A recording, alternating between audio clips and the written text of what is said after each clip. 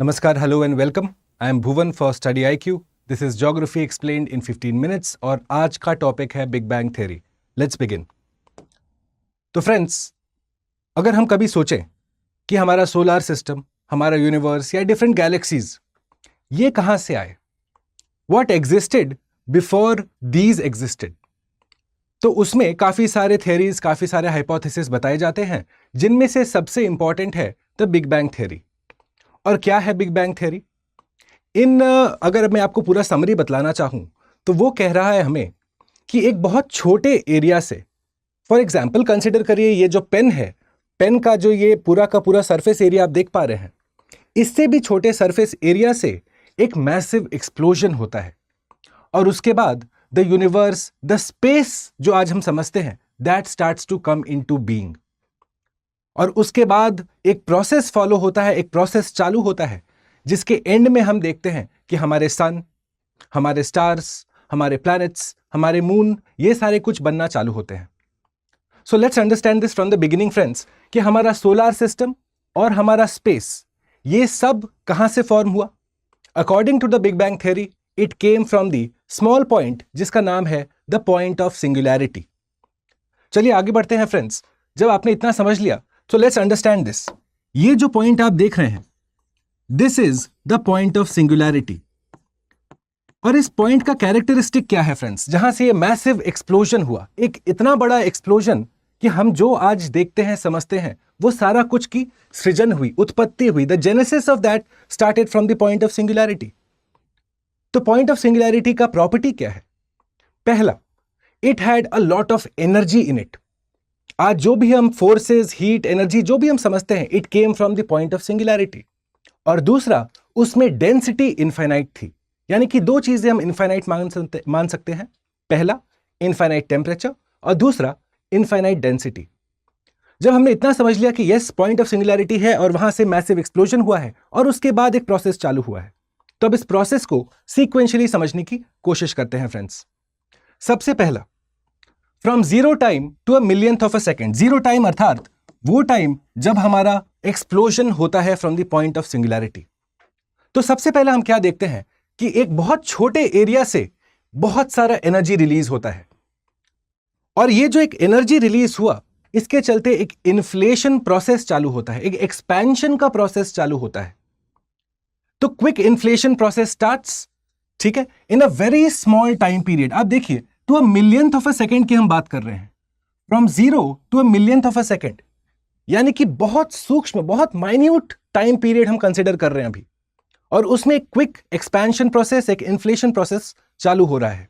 कहां से हो रहा है? From the point of singularity. अब आगे बढ़ते हैं. एक बार जब ये इन्फ्लेशन प्रोसेस ओवर हो जाता है, यानी कि जितना सामान निकलना था, जितना एनर्जी निकलना था, एक साथ निकल गया, उसके बाद आप देखते हैं कि ये यूनिवर्स एक्सपैंड करना चालू करता है. तो ऐसा सोचिए, जब एनर्जी रिलीज हुआ होगा, क्या ये एक्सपेंशन का रेट ज्यादा होगा? और जब सारा एनर्जी रिलीज हो गया, खत्म हो गया, पॉइंट ऑफ सिंगुलैरिटी में अब कुछ नहीं बचा निकलने को, तो ये एक्सपेंशन का रेट थोड़ा स्लो हो गया. That is what I am saying कि एक्सपेंशन रेट स्टेबलाइज कर गया once the inflation process was over. And as the universe started to stabilize, आपका universe began to cool also, क्योंकि अब एनर्जी डिस्ट्रीब्यूट हो रहा है लार्ज एरिया में. तो आपका एनर्जी का लॉस भी अब होना चालू हुआ. यूनिवर्स जो एक हाई टेम्परेचर रहा होगा उस समय, सारा का सारा अब धीरे धीरे कूल होना चालू हो रहा है. तो ये है एकदम zero to a millionth of a second. आगे बढ़ते हैं और अब हम देखते हैं कि जैसे जैसे टेम्परेचर आप देखते हैं 10 मिलियन डिग्रीज है. अब आप बोलेंगे सर टेम्परेचर हाई क्यों है? क्योंकि फ्रेंड्स, सिंगुलैरिटी में मैंने आपकी प्रॉपर्टीज क्या बताए थे? High temperature, high density. जब सारा टेम्परेचर, सारा हीट निकल गया, सारा एनर्जी निकल गया, उसके बाद आप देखते हैं टेम्परेचर अब कूल डाउन करना चालू करता है जैसे जैसे टाइम आगे बढ़ते जाती है. तो as the temperature reached 10 million degrees, जिसे हम कहते हैं 1000 गीगा इलेक्ट्रॉन वोल्ट, सबसे पहले फ्रेंड्स हमारे फंडामेंटल फोर्सेज ऑफ नेचर बनते हैं, जिसे हम स्ट्रॉन्ग फोर्सेज या वीक फोर्सेज की श्रेणी में कहते हैं. फॉर एग्जाम्पल, स्ट्रॉन्ग फोर्स हमारा इलेक्ट्रोमैग्नेटिक फोर्स है, वीक फोर्स हमारा न्यूक्लिक फोर्स है. तो ये सारे फोर्सेस, ग्रेविटी वगैरह, ये सब अब पहली दफा इन्वॉल्व होते हैं, आते हैं, दे आर फॉर्म्ड. और दूसरा आप क्या देखते हैं कि आपका क्वार्क्स कम इनटू एग्जिस्टेंस. क्या है क्वार्क्स? फ्रेंड्स, आज हम जब atoms, molecules, electrons, protons, neutrons ये सब की बात करते हैं, तो उनके पहले क्या था? How did they come about? उनका फॉर्मेशन कैसे हुआ? तो आप देखते हैं कि क्वार्क्स पहले आए, जो जाके इवेंचुअली ये सारे पार्टिकल्स बनाए। ऐसा समझिए कि अगर एक फुल ग्रोन अडल्ट हमारा आज का इलेक्ट्रॉन, प्रोटॉन, न्यूट्रॉन है, तो आपका क्वार्क्स एक छोटा बच्चा है, the first form of it, right? तो उसके बाद आप देखते हैं कि ये जो पूरा टाइम पीरियड जो मैं आपको बतला रहा हूं, from 0 time to a millionth of a second, friends, ये टाइम पीरियड ऐसा है कि ना आप थे ना हम थे।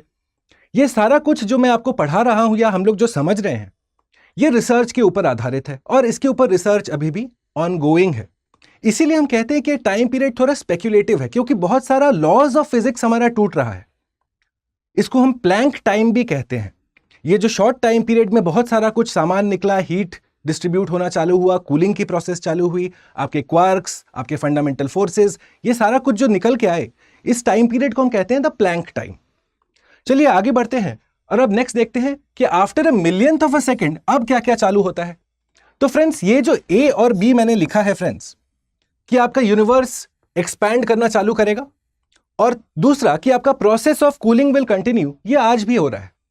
आज भी आप देखते हैं कि आपका यूनिवर्स एक्सपैंड कर रहा है। तो व्हाट वी फाइंड कि at this moment the universe has now expanded to the size of the solar system today. जो आज का सोलर सिस्टम का साइज है, वो उसका साइज ऑलरेडी उस समय हो चुका है, द एंटायर यूनिवर्स का। और क्योंकि एक्सपेंशन हो रहा है, तो प्रोसेस ऑफ कूलिंग भी हो रही है। आप देखते हैं कि अब 10 मिलियन डिग्रीज से हमारा टेम्परेचर घट के 10,000 मिलियन डिग्रीज हो गया है। और इस दौरान फ्रेंड्स, एक बहुत महत्वपूर्ण स्टेज आता है। वो क्या है फ्रेंड्स? आपके जो क्वार्क्स निकले थे, वो अब कंबाइन करते हैं और फॉर्म करते हैं हमारे प्रोटॉन्स और न्यूट्रॉन्स। ध्यान रखिएगा कि इलेक्ट्रॉन्स जो कि लेप्टॉन्स की श्रेणी में आते हैं, वो उस समय कंबाइन होकर हमारे न्यूक्लियस का पार्ट नहीं बने हैं। They have not yet come into existence. आखिरकार क्यों? ऐसा क्यों है कि सिर्फ प्रोटॉन्स और न्यूट्रॉन्स ही बने, इलेक्ट्रॉन्स नहीं उस समय कैप्चर हुए हैं? इलेक्ट्रॉन्स एग्जिस्ट करते हैं बट नॉट एज इलेक्ट्रॉन्स। क्यों? क्योंकि टेम्परेचर जो है हमारा बहुत ही हाई है, which is why electrons have not been captured yet so far. Okay, तो आपको यह याद रखना है कि इन दोनों को, प्रोटॉन्स और न्यूट्रॉन्स को, हम टुगेदर बोलते हैं हैड्रॉन्स। और इस फेज को, जहां पे कूलिंग के चलते आपके quarks, the fundamental particles of nature, जो अब बन रहे हैं हैड्रॉन्स, हमारे प्रोटॉन्स और न्यूट्रॉन्स, उस स्टेज को हम कहते हैं द क्वार्क हैड्रॉन ट्रांजिशन, जो कि एक निहायत इंपॉर्टेंट स्टेज है।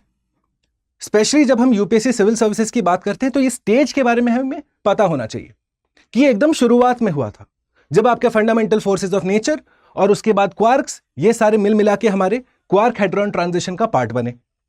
आगे बढ़ते हैं फ्रेंड्स, और अब देखते हैं from 1 second to 3 minutes after big bang.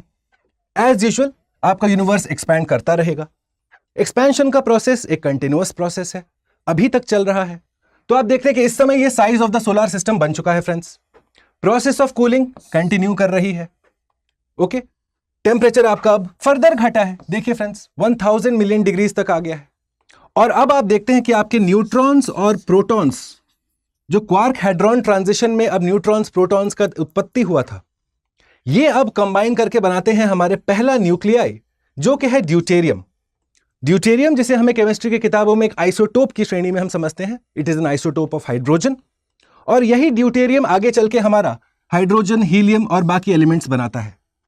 तो ये जो हमारा हाइड्रोजन, हीलियम, ये सारा का फॉर्मेशन हुआ, ड्यूटेरियम का फॉर्मेशन हुआ, इस स्टेज को अब हम कहते हैं द प्राइमोर्डियल न्यूक्लियोसिंथेसिस। प्राइमोर्डियल अर्थात एंशिएंट से भी पहले। So the primordial nucleosynthesis has now happened. Second important stage, पहला था क्वार्क हैड्रॉन, अब है प्राइमोर्डियल न्यूक्लियोसिंथेसिस। आगे बढ़ा जाए फ्रेंड्स, और अब हम देखते हैं कि जैसा मैंने आपको बताया, अभी तक इलेक्ट्रॉन्स को कैप्चर नहीं किया गया है। Electrons as electrons are not existing yet. क्यों? क्योंकि टेम्परेचर बहुत ज्यादा हाई है। आप देखेंगे टेम्परेचर जब 3000 डिग्री के आसपास घट जाएगा, तब इलेक्ट्रॉन्स का रोल प्ले होना चालू होता है। आगे नेक्स्ट स्टेज में चलते हैं, from 3 minutes to 3 lakh years after big bang. As usual हमारे दो पहले स्टेप्स कंटिन्यूअसली सेम रहेंगे। यूनिवर्स अभी भी एक्सपैंड कर रहा है, कूलिंग अभी भी कम हो रहा है, कूलिंग इज ऑल्सो हैपनिंग। अब देखते हैं, क्योंकि टेम्परेचर हाई है और जैसा मैंने आपको बताया, जिसके कारणवश आपका इलेक्ट्रॉन्स कैप्चर नहीं हो रहा है, तो क्योंकि अब इलेक्ट्रॉन्स लावारिस, wandering freely, they are freely wandering in the entire space. उसके चलते क्या होता है फ्रेंड्स, आपका जो फोटॉन्स है, लाइट पार्टिकल्स है। अब आप कहेंगे सर लाइट कहां से आ गया? तो फ्रेंड्स, सिंगुलैरिटी से जब हीट निकला होगा तो लाइट भी निकला होगा। ऐसा कंसिडर करिए कि अगर इस क्लासरूम को मैं बंद कर दूं, टोटली मैं अंधेरा कर दूं यहां पे, और एक मैं मेटल पे पूरा गर्म करके उसको लाल करके आपके सामने रखूं, तो उससे हीट भी आएगा, लाइट भी आएगा। वही सेम चीज है, सिंगुलैरिटी से जब हीट आया तो लाइट भी निकला। तो अब आप देखते हैं कि ये जो इलेक्ट्रॉन्स जो ऐसे वॉन्डरिंग फ्रीली आराम से घूम रहे हैं, उनका कोई रोल अभी तक प्ले नहीं हुआ है।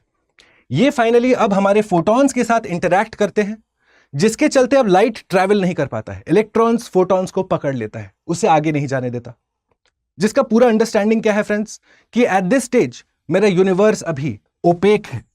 ओपेक अर्थात लाइट अभी हमें नहीं दिख रहा, पूरा का पूरा अंधकार है। We can not see a long distance in the universe right now. जो भी हमारा एग्जिस्ट करता है हम कुछ नहीं देख सकते। क्यों? क्योंकि आपका फोटॉन्स ट्रैवल नहीं कर पा रहा। फोटॉन्स क्यों नहीं ट्रैवल कर पा रहा? क्योंकि इलेक्ट्रॉन्स उसे पकड़ के रखा है। आगे बढ़ते हैं and let's look at after 3 lakh years after big bang. Finally friends, आप देखते हैं कि जब टेम्परेचर फर्दर कूल डाउन होता है, सोचिए हम लोग कितना मिलियन डिग्रीज से आ रहे थे, अब देखते हैं 3000 डिग्री सेंटीग्रेड तक हमारा टेम्परेचर घट गया है। क्यों? क्योंकि एक्सपेंशन हुई है। और इसलिए आप देखते हैं कि finally the protons capture the electrons, neutral hydrogen atom का फॉर्मेशन होता है, जिसके चलते फ्रेंड्स इस पूरे स्टेज को हम कहते हैं रिकॉम्बिनेशन या डीकपलिंग, आपका तीसरा इंपॉर्टेंट स्टेज। पहला क्वार्क हाइड्रॉन, दूसरा न्यूक्लियोसिंथेसिस, तीसरा रिकॉम्बिनेशन या डीकपलिंग का ये स्टेज। क्या है ये stage? The formation of the neutral hydrogen atom. Right friends, तो अब आप देखते हैं क्योंकि अब इलेक्ट्रॉन्स फाइनली उनका एक रोल प्ले हो रहा है, वो फाइनली प्रोटॉन्स के कैप्चर में आ गए हैं, तो इसीलिए आपका लाइट पार्टिकल्स अब फ्री बन जाता है। फोटॉन्स को अब कोई छेड़ नहीं रहा, जो पहले इलेक्ट्रॉन उसको पकड़ के रखे थे। तो अब आपका लाइट फ्लो कर रहा है, जिसके चलते यूनिवर्स आपका ट्रांसपेरेंट बन जाता है, पर थोड़ा फॉगी रहता है इस टाइम। क्यों? क्योंकि हमारा न्यूट्रल हाइड्रोजन एटम जो है उसका आयोनाइजेशन नहीं हुआ है, तो इसलिए थोड़ा सा धुंधला है, पर हाँ लाइट ट्रैवल तो कर पा रहा है। ओके, आगे बढ़ते हैं। Next look at just after recombination, मतलब हमारा न्यूट्रल हाइड्रोजन एटम बनने के बाद अब क्या हो रहा है? तो अब हमारा मैटर है कूल और ल्यूमिनस। ल्यूमिनस मतलब लाइट है, दिख रहा है हमें, ठीक है, फॉगी है पर दिख रहा है। इवेंचुअली आप देखते हैं कि आपका क्लॉट्स का फॉर्मेशन होता है। क्या है क्लॉट्स? फ्रेंड्स ऐसा समझिए, जब हमारा पॉइंट ऑफ सिंगुलैरिटी से सारा का सारा सामान निकला, gas, dust, energy, fundamental forces, आपका ये जो सारा गैस डस्ट निकला ना, क्योंकि अब ग्रेविटी आ चुका है, हमारा फंडामेंटल फोर्स एग्जिस्ट करता है, तो ये सारा अब आपस में चिपकना चालू हुआ। इसी को हम कहते हैं क्लॉट्स। अगर डायग्रामेटिकली मैं आपको समझाऊं, something like this happened friends. ये हमारा पॉइंट ऑफ सिंगुलैरिटी है, यहां से एक रैपिड एक्सपेंशन प्रोसेस होता है, जिसके चलते हम देखते हैं कि हमारे छोटे छोटे गैस डस्ट के पार्टिकल्स अब आपस में घूम घूम के क्लॉट्स बनाना चालू कर रहे हैं। क्लॉट्स यानी कि एंड में आपको कुछ ऐसा दिखना चाहिए। राइट फ्रेंड्स, तो जब हमने देख लिया कि हमारा क्लॉट फॉर्मेशन हो रहा है, तो इसमें अब 2 पार्ट्स हमें समझने हैं। एक है बैरियॉन्स, दूसरा है डार्क मैटर। क्या है बैरियॉन्स? बैरियॉन्स वो चीज है जो हम देख सकते हैं अपने स्पेस में, और डार्क मैटर क्या है? जो एक मेजॉरिटी कंपोनेंट है हमारे स्टेट का। देखिए फ्रेंड्स, 85% ऑफ द यूनिवर्स हमारा डार्क मैटर का बना है। ये हम देख नहीं सकते, पर इसका रोल हम थोड़ा थोड़ा समझ सकते हैं। फॉर एग्जाम्पल, ये लाइट के साथ इंटरप्ले है इसका। It plays a very crucial role in the universe friends. ठीक है, तो आप देखते हैं कि matter that cannot be seen is dark matter and it makes close to 85% of the universe. तो व्हाट हैपेंस फ्रेंड्स, इस क्लॉट्स में जो ये प्रोसेस अब चालू हुआ चीजों का बनने का, जुड़ने का, उसमें हमें बैरियॉन्स और डार्क मैटर अब दोनों इन्वॉल्व होना चालू हो रहे हैं। आगे बढ़ते हैं और अब हम फाइनली देखते हैं कि the first stars are form friends. देखिए, अब जब क्लॉट फॉर्मेशन चालू हुआ, चीजें आपस में चिपकना चालू हुई, तो आपके स्टार्स बने। ये स्टार्स आपस में टकराए, मेगा स्टार्स बने, और इवेंचुअली फ्रेंड्स आप देखते हैं कि आपका जो मेगा स्टार्स के द्वारा प्रोड्यूस किया गया यूवी रेडिएशन है, क्योंकि स्टार्स का अपना लाइट है, अपना एनर्जी वो यूज कर रहे हैं लाइट देने के लिए। तो जो न्यूट्रल हाइड्रोजन एटम बना था रिकॉम्बिनेशन के बाद, जिसके वजह से यूनिवर्स में एक फॉगी अपीयरेंस था, अब क्योंकि वो आयनाइजेशन हो गया उस न्यूट्रल हाइड्रोजन एटम का, जिसके चलते आप देखते हैं कि आपका पूरा का पूरा, ये देखिए friends, fog like appearance disappear कर जाता है, और हम कहते हैं कि the dark age of universe has concluded. अब यूनिवर्स में light is able to travel much more freely, much more easily. समझे फ्रेंड्स? तो आपका मेगा स्टार्स जब जाके बनता है तब वेल एंड ट्रूली आपका यूनिवर्स अब ट्रांसपेरेंट है, अब आप देख सकते हो दूर दूर तक। Correct? Okay. And finally 10,000 million years after big bang आपका सन का फॉर्मेशन होता है। ठीक है, उसी एक्रीशन के प्रोसेस से, उसी कोएलेज के प्रोसेस से सन का फॉर्मेशन हुआ, साथ में आपके प्लैनेट्स के फॉर्मेशन होते हैं, क्योंकि ये गैस डस्ट अब आपस में चिपकते हैं। फॉर एग्जाम्पल, कभी आप सोचे हैं फ्रेंड्स कि हमारे इनर प्लैनेट्स रॉकी क्यों हैं? हमारे गैशियस या जो हम गैस जोवियन प्लैनेट्स हैं उनमें गैस ज्यादा क्यों है? ऐसा सोचिए फ्रेंड्स, बड़ा लॉजिकल है कि जब सिंगुलैरिटी से हमारा एक्सप्लोजन हुआ तो आप क्या देखते हैं कि हमारा डस्ट जो है आसपास तक ही गया, ज्यादा दूर नहीं जा पाया, पर जो गैस है, जो पिंक वाला है, वो दूर दूर तक गया। फॉर एग्जाम्पल, कभी अगर वोल्केनो का एरप्शन देखा होगा तो आपने देखा होगा जो रॉक्स निकल के आते हैं वो ज्यादा ऊपर तक नहीं जाते हैं, पर जो गैस डस्ट स्मोक ऐश निकल के आता है वो ज्यादा दूर तक जाता है। वही सेम कॉन्सेप्ट यहां पे है, जिसके चलते जब यहां पे हमारा कोएलेज का प्रोसेस होना चालू होता है तो आप देखते हैं हमारे रॉकी प्लैनेट्स यहां बनते हैं। क्यों? क्योंकि आपका डस्ट इधर था, और यहां पे बनते हैं आपके गैशियस प्लैनेट्स क्योंकि उधर गैस गया था। Correct friends? कॉन्सेप्ट क्लियर हो गया कि हमारे इनर प्लैनेट्स रॉकी क्यों हैं, आउटर प्लैनेट्स गैशियस क्यों हैं? क्योंकि पॉइंट ऑफ एक्सप्लोजन में सारा का सारा डस्ट आसपास ही था। फाइनली फ्रेंड्स, आप देखते हैं कि आपका अर्थ और इनर प्लैनेट्स बनता है रॉकी कॉम्पोजिशन के साथ और मोल्टेन इंटीरियर के साथ, क्योंकि उसमें रॉक्स डस्ट की कॉन्सेप्ट कंट्रीब्यूशन ज्यादा थी, और आपके जोवियन प्लैनेट्स में गैस बनता है। तो ये था पूरा का पूरा big bang theory explained in the most minimum possible time with all the important concepts that have been included.